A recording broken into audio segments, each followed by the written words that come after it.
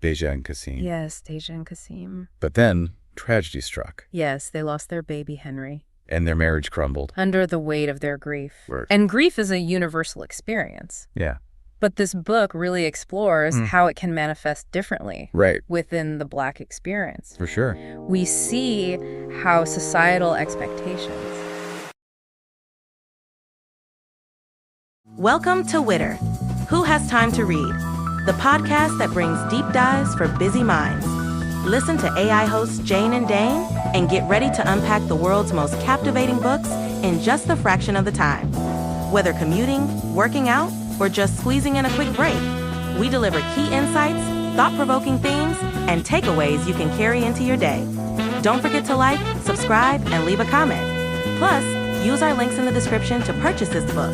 Your support helps us bring more engaging book discussions to you. Listen and follow us wherever you get your podcasts. Who has time to read? You do, with Witter.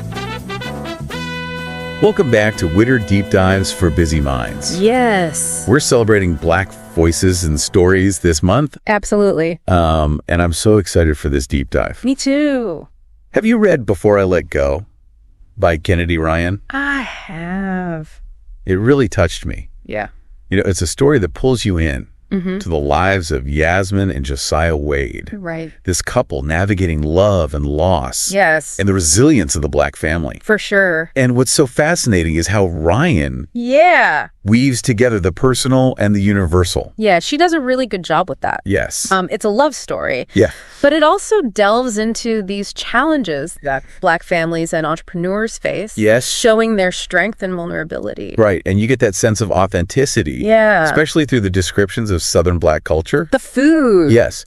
Like Aunt Bird's corn pudding. Oh, so good. It's more than just food. Right. It represents family traditions. Exactly. Like those recipes passed down for generations. Yes. It's like a taste of history. Yes. And heritage. Woven right in.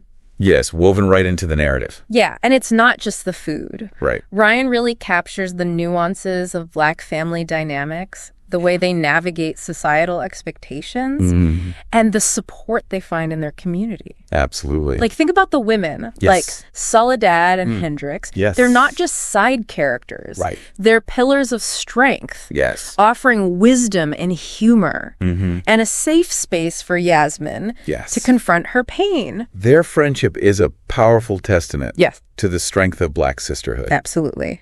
They hold Yasmen up when she feels lost. Yeah. They remind her of her worth, and they challenge her to face her truth. Right.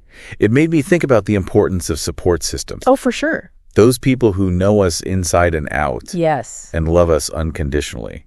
Yeah, and that sense of community extends beyond family. Right. The book portrays the church as a central hub, a place of solace and spiritual guidance and social connection. It's a reminder of the role of faith and community. Especially in Black families. Yeah, offering resilience in the face of adversity. And that brings us to the heart of the story. Yes. The love between Yasmen and Josiah. They were high school sweethearts. Right. Built a successful restaurant together. Yes. Had 2 beautiful children. Deja and Kasim. Yes, Deja and Kasim. But then tragedy struck. Yes, they lost their baby, Henry. And their marriage crumbled. Under the weight of their grief. Right. And grief is a universal experience. Yeah. But this book really explores how it can manifest differently within the Black experience. For sure. We see how societal expectations and historical trauma and the pressure to be strong can influence how Black individuals process their emotions. Yasmen internalizes her grief. Falls into a deep depression. While Josiah buries himself in work. Yeah, runs from the pain. It's heartbreaking to witness their struggles and the breakdown of their communication. They're both hurting. Yes, but they can't seem to bridge the gap. And it's not just them. Right, their children are affected too. Especially Deja, by their parents' distance. It raises a powerful question about the ripple effects of trauma within a family. Definitely. Children are so perceptive. They are. And even if we try to shield them, they absorb our pain. In ways we don't realize. Deja's resentment toward Yasmen. Her struggle to understand her mother's depression. It speaks volumes. Yes, about unspoken emotions. For sure. And that's where the healing begins. Yeah. It's a journey of self-discovery and forgiveness. Yes. For themselves and each other. We see this in therapy sessions. Yes. Where Yasmen and Josiah grapple with their demons. It's powerful. Josiah's resistance to therapy is interesting. Yeah. It's a common reaction, especially among men. I think so.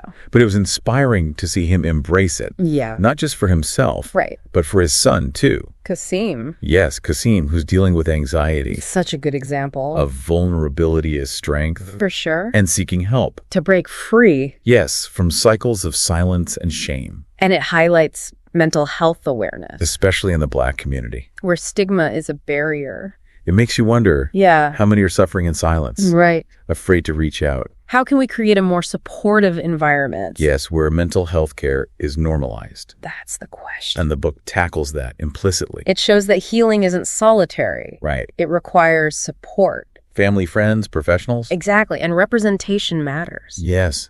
Seeing ourselves in stories of resilience. Speaking of resilience. Yasmen reclaims her passion for her work. The food. Yes, she rediscovers her love for those meals. It's more than food, though. It is. She finds her purpose. Her voice. An agency amidst the chaos.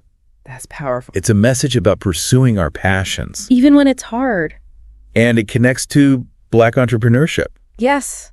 The challenges of building businesses. And representation in those industries. It plays out in the story. Yes, with the decision to expand grits. A symbol of their dreams. Their ambition. A legacy for their children. And it takes them to Charlotte. Right. Where they encounter another Black-owned business. H.H. Eats. Yes, run by Ken and Mary. More than a business deal. It's a shared vision. For community and empowerment. It highlights collaboration. Mentorship, too. In the Black business community. Sharing knowledge and resources. Lifting each other up. Creating pathways. And amidst all this, there's romantic tension. Still there. They're divorced co-parenting, running a business. But the spark remains. That scene in the garage. Oh, yeah. Charged with sensuality. Their connection lingers. Even as they move on. Human emotions are complex. They are. Letting go is hard. It leads to events that force them. To confront their feelings. Some tough conversations. And twists. Like when Josiah breaks up with Vashti. Difficult but honest. He can't move on with his heart tethered to Yasmen. And that moment in his office. The almost kiss. Breathless yearning. Like a dam about to break. Leading to New Year's Eve. When Yasmen throws her ring in the fountain. Symbolic. Letting go of the past. But clinging to hope. And Josiah jumps in to get it. Wow. A gesture. He's willing to fight for her. To dive into their messy relationship. What do you think? Romantic. Desperate. Both. A turning point.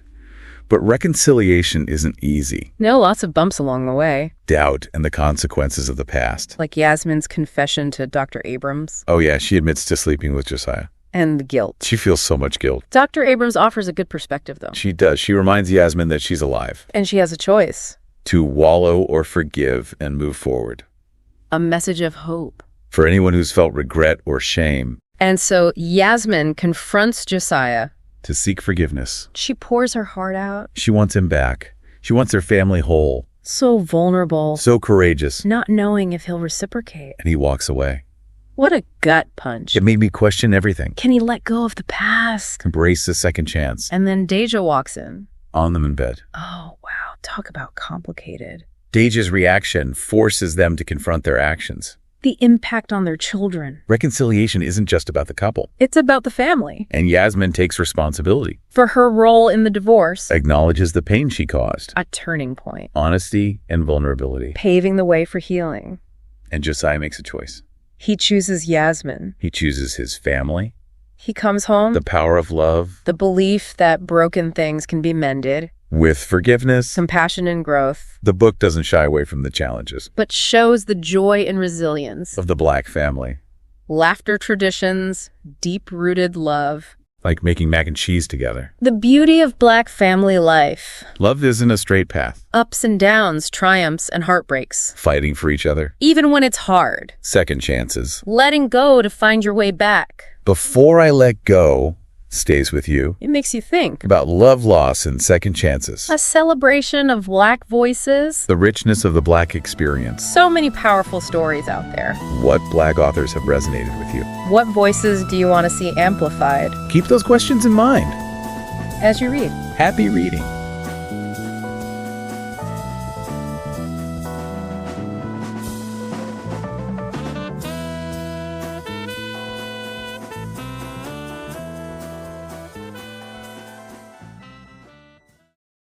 Thanks for listening to Witter, Who Has Time to Read, produced by One Media. Please support the author by purchasing the book or audiobook using the link in the description. It's a great way to help keep the art of writing alive. And stay in the loop. Subscribe to our newsletter for updates on weekly deep dives. And don't forget to share your thoughts or suggest our next deep dive at witterpodcast@gmail.com.